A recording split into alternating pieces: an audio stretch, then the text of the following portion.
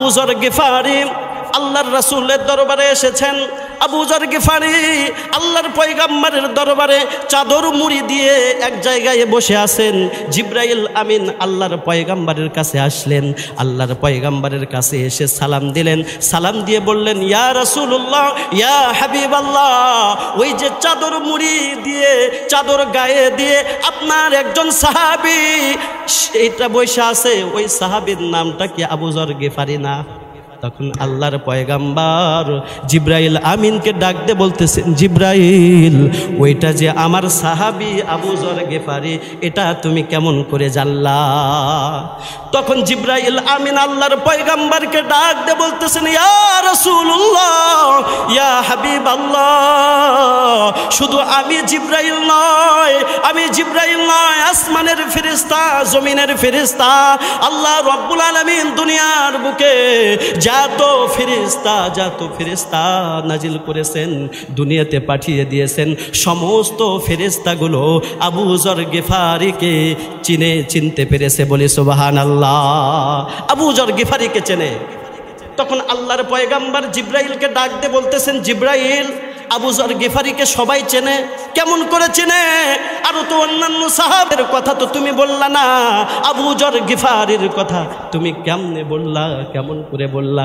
তখন জিবরাইল আমিন আল্লাহর পয়গম্বরকে জানায়া দেয়, ইয়া রাসূলুল্লাহ, ইয়া হাবিবাল্লাহ, আবু যর গিফারির মধ্যে দুইটা আমল আছে। এই দুইটা আমলের কারণে স্বয়ং আমার আল্লাহ রব্বুল আলামিন আবু যর গিফারিকে ভালোবাসেন, বলে সুবহানাল্লাহ। কয়টা গুণ আছে? দুইটা গুণ আছে। শুধু আল্লাহ পাক নয়, আসমানের ফেরেশতা, জমিনের ফেরেশতা সবাই আবু যর গিফারিকে চেনে। আল্লাহু আকবার বলেন। হে মুসলমান ভাই, আল্লাহর পয়গম্বর যখন জিবরাইলকে ডাক দিয়ে বলতেছেন, জিবরাইল, কি এত বড় আমল করে, কি আমল করে যার কারণে আল্লাহ রব্বুল আলামিন আবু যর গিফারির মর্যাদা এত বৃদ্ধি করেছেন?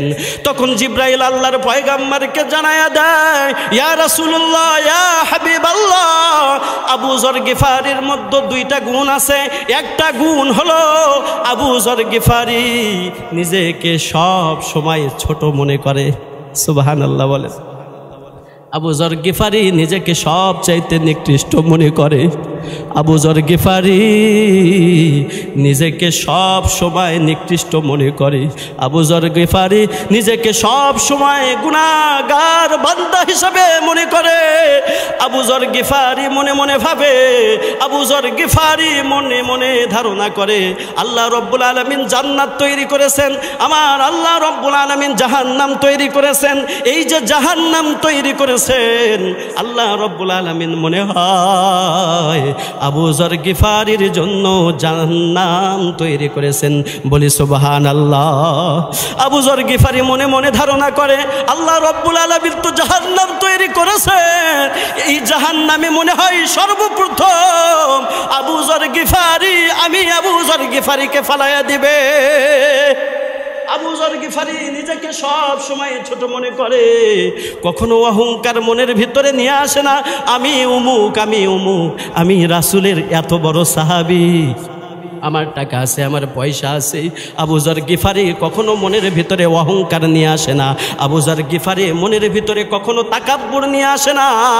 আবু যর গিফারি সব সময় নিজেকে ছোট মনে করে। এই ছোট মনে করার কারণে আমার আল্লাহ রব্বুল আলামিন আবু যর গিফারির মর্যাদা এত বড় স্থানে নিয়েছেন, বলি সুবহানাল্লাহ। আর দুই নাম্বার, জিবরাইল আমিন আল্লাহর পয়গম্বরকে বলতেছেন, ইয়া রাসূলুল্লাহ, ইয়া হাবিবাল্লাহ, আবু যর গিফারির দ্বিতীয় নম্বর আমল, আবু যর গিফারি বেশি বেশি করে সূরাতুল ইখলাস তেলাওয়াত করে। যখনই সময় পায় তখন আবু যর গিফারি বেশি বেশি করে সূরাতুল ইখলাস তেলাওয়াত করে। সূরাতুল ইখলাসের এত পাওয়ার জিবরাইল আমিন আল্লাহর পয়গম্বরকে জানায়া দেয়, ইয়া রাসূলুল্লাহ, ইয়া হাবিবাল্লাহ, আপনার উম্মতদেরকে আপনি জানায়া দিবেন, আপনার উম্মতেরা যদি বেশি বেশি করে সূরাতুল ইখলাস তেলাওয়াত করে, কুল হুয়াল্লাহু আহাদ আল্লাহুস সামাদ লাম ইয়ালিদ ওয়া লাম ইউলাদ ওয়া লাম ইয়াকুল লাহু কুফুয়ান আহাদ। আল্লাহু আকবার বলেন। এ মুসলমান ভাই, আপনি আমিও যদি সূরাতুল ইখলাসের তেলাওয়াত বেশি বেশি করে পাঠ করি, জিবরাইল আমিন ডাক দিয়ে বলতেছেন আবু যর গিফারি সূরাতুল ইখলাস বেশি বেশি করে তেলাওয়াত করে, যার কারণে আল্লাহ রাব্বুল আলামিনের কাছে এত সে মর্যাদাবান লাভ করেছে, এত মর্যাদা লাভ করেছে। সুতরাং আপনার পয়গাম্বার আপনার উম্মতদেরকে আপনি জানায় দিবেন, আপনার উম্মতেরাও যদি দৈনিক 40 বার করে সূরাতুল ইখলাস তেলাওয়াত করে, সূরাতুল ইখলাস তেলাওয়াত করে, এই সূরাতুল ইখলাস তেলাওয়াত করে আমার আল্লাহ রব্বুল আলামিনের কাছে যদি দোয়া করে, দোয়া এই দোয়াটা করতে দেরি আমার আল্লাহ রব্বুল আলামিন ওই বান্দার দোয়াটা কবুল করতে দেরি করবেন না, বলি সুবহানাল্লাহ। এখান থেকে আমরা দুইটা শিক্ষা পেলাম। একটা শিক্ষা হলো নিজেকে সব সময় ছোট মনে করব, অহংকার নয়, তাকাব্বুরি নয়। 2 নাম্বার হলো সূরাতুল ইখলাসের আমল, বেশি বেশি করে সূরাতুল ইখলাস তেলাওয়াত করব, তাহলে আল্লাহ পাকের কাছে আমরা বড় দামি হব। আল্লাহ রব্বুল আলামিন এই সূরাতুল ইখলাসের কারণে আল্লাহ পাক আমাদের দোয়া মুনাজাত, আমাদের জীবনের সকল চাহিদা আসমানি খাজানা থেকে পূরণ করবেন, বলি সুবহানাল্লাহ। আল্লাহ পাক আমাদের এই অল্প সময় যে কথাগুলো বললাম, এই কথাগুলোর উপর আমল করবার মতো আমাকে এবং আপনাদের সকলকে কবুল করুন, সকলে বলি আমিন। আল্লাহ পাক আমাদের সবাইকে তৌফিক দান করুন, সকলে বলি আল্লাহুম্মা আমিন। ওয়া আখির দাওয়ানা আলহামদুলিল্লাহি রাব্বিল আলামিন।